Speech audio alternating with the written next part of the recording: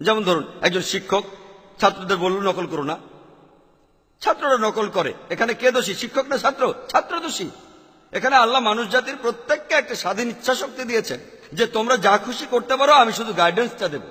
সর্বশেষ আর চূড়ান্ত গাইডেন্স, সর্বশেষ আর চূড়ান্ত আসমানি কিতাব হলো পবিত্র কোরআন। এখানে সব নির্দেশগুলো দেওয়া আছে। আর আল্লাহ বলেছেন, আমি আমার লেকচারও বলেছি যে সূরা মাইদার 32 নম্বর আয়াতে উল্লেখ আছে, যদি কেউ কোনো মানুষকে হত্যা করে, হোক সে মুসলিম বা অমুসলিম, হোক সে হিন্দু, ইহুদি, খ্রিস্টান, শিখ, যে কেউ, যদি সেটা হত্যাকাণ্ডের অপরাধে না হয়, যদি দুনিয়া ধ্বংসাত্মক কাজের জন্য না হয়, তাহলে সেজন্য পুরো মানব জাতিটাকে হত্যা করলো। যদি কেউ কোনো মানুষকে বাঁচায়, তাহলে সেজন্য পুরো মানব জাতিটাকেই বাঁচালো। তাই সর্বশক্তিমান ঈশ্বর মানুষের এই একে অন্যের সাথে খুনোখুনি পছন্দ করেন না। কিন্তু মানুষ যদি তার কথা না শোনে, কাকে দোষ দেবেন? দোষ মানুষের। এই পৃথিবীতে আল্লাহ বলেছেন, সূরা মুলকের 2 নম্বর আয়াতে আছে যে এই পৃথিবীতে আল্লাহ সৃষ্টি করিয়াছেন মৃত্যু এবং জীবন তোমাদিগকে পরীক্ষা করিবার জন্য। আল্লাহ মৃত্যু আর জীবন তৈরি করেছেন আমাদের সবাইকে পরীক্ষা করার জন্য। আল্লাহ এখানে ইন্টারফেয়ার করেন না, তিনি চাইলে করতে পারতেন।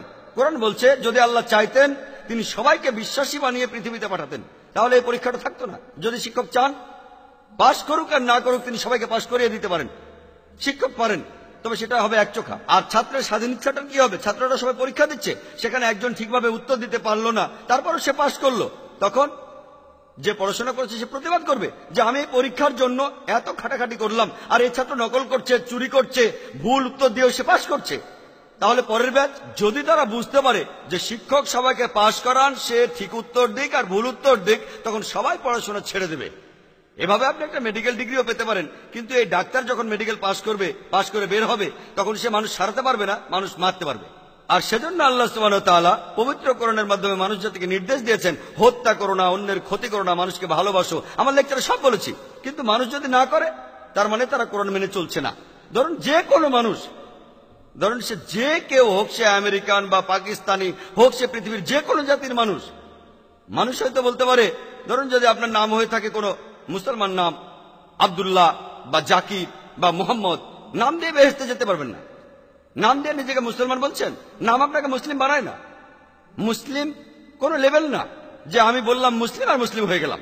মুসলিম অর্থ নিজের ইচ্ছাকে সমর্পণ করা আল্লাহ সুবহানাহু ওয়া তাআলার কাছে।